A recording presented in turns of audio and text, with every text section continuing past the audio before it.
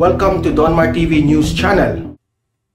Okay, itong Makabayan Black may planong mag-file charges against former President Duterte. Dahil raw may naganap raw death threat sa kanila sa pagsabi ni former President Duterte sa kanyang programa, no, sa SMNI. So, very confident itong Makabayan Black na mag-file charges against former President Duterte, no? Kasi hindi na raw ito immunized dahil hindi na ito presidente. Okay? So, very confident sila. Meron raw death threat na naganap sa sinabi ni former President Duterte. Kaya sila nagalit, kaya sila nagre-react ngayon. Okay? Yan ang pag-uusapan natin. Ipapakita ko yung balita na yan at magre-react tayo. Pero bago ang lahat, help me na i-like at i-share itong video natin sa Facebook at sa YouTube para kakalat ito sa taong bayan. Okay? So sabay-sabay tayong mag-like and share sa Facebook at YouTube. Donmar TV 123 go. Thank you. And also guys, i-subscribe, i-follow ang Donmar TV para lagi kayong updated sa mga balita na kagaya nito. Okay? Sabay-sabay tayong mag-follow, subscribe sa Donmar TV, Facebook at YouTube. Donmar TV, follow, subscribe, 1, 2, 3, go. Thank you. So, ito yung balita ng UNTV. Ipapakita ko sa inyo. Re-react tayo dito. Play. The Makabayan Bloc is looking into filing of charges against former President Rodrigo Duterte over his death threats to one of his solons.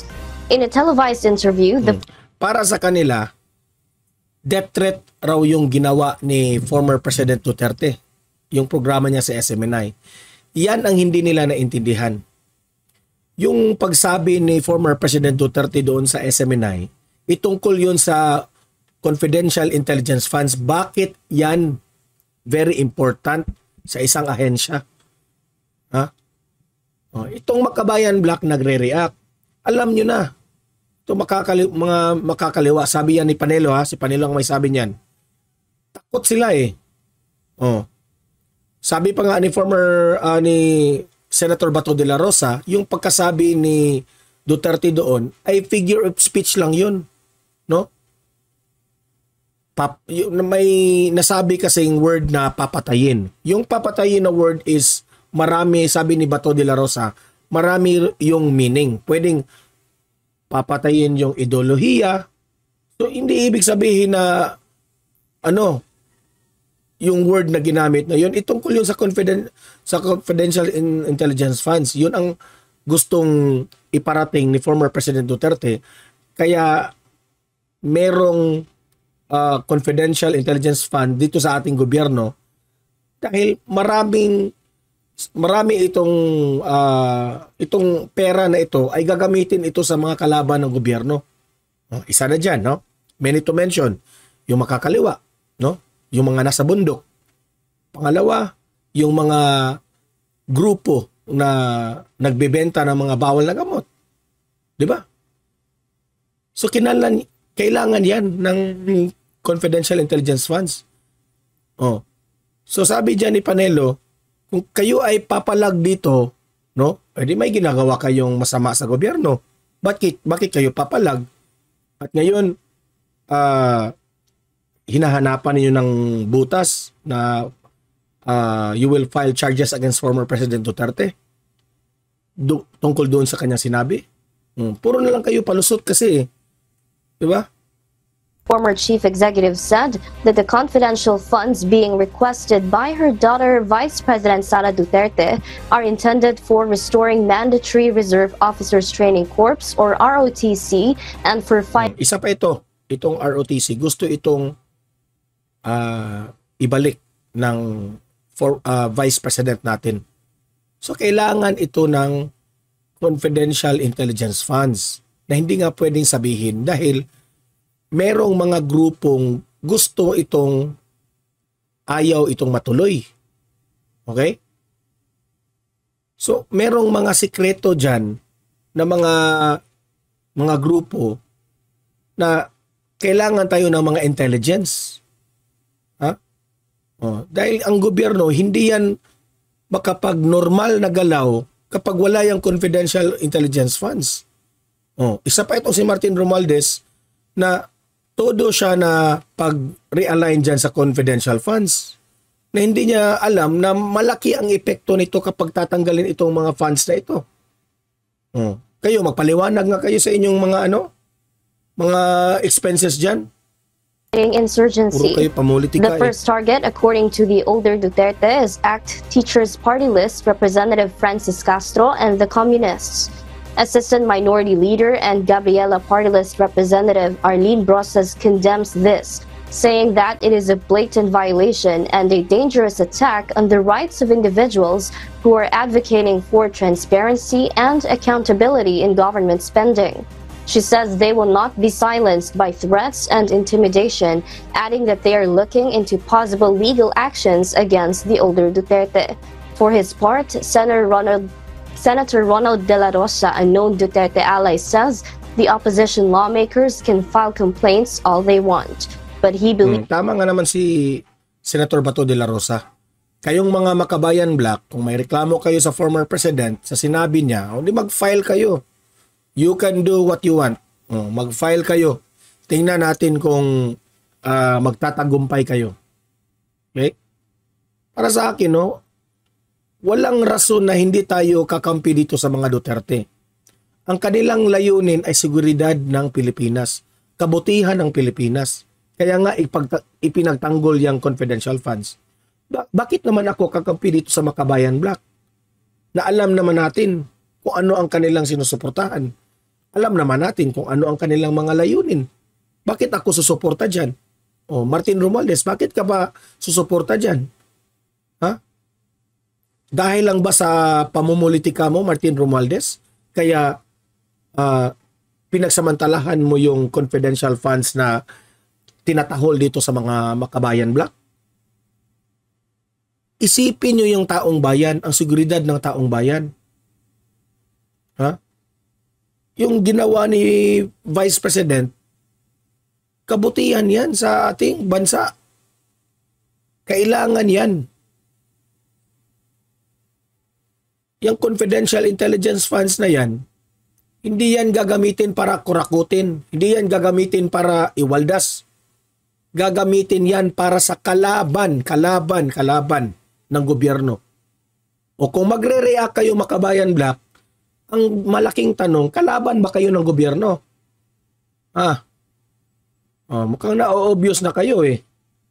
Believes the remarks of the former president was only a figure of speech. Patayin yung kausa, patayin yung ideolohiya. Alam naman natin yung figure of speech na ginagawa ni Pangulong Duterte. Hindi naman actually murder ang ibig sabihin nun. Hindi ibig sabihin ni Duterte dyan, kayo, Franz Castro, ang papatayin. Hindi. That's a figure of speech. Alam nyo kung sinong gustong linisin dito sa bansa natin. Yung mga kaliwa na dyan, bundok na dyan. Kasi sabihin mo si Franz Castro yun. Kayo Franz Castro et al. Kayo ang target nito. Yung yung inyong kaliwa. Yung connection. Yung inyong connection ang target dito. Hindi naman kayo, Franz Castro. Sige nga, mag-file charge ka. Yung connection sa kaliwa, kailangan may bisto na. Ito kasi yung ang baba kasi ng mga isip nitong sa Makabayan Black. Akala nila sila yung pinatutungkulan ni Duterte na papatayin.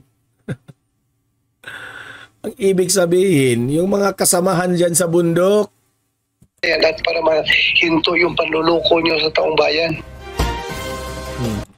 So, nakakainis talaga, no? Na may mga miyembro tayo sa ating opisyal sa gobyerno na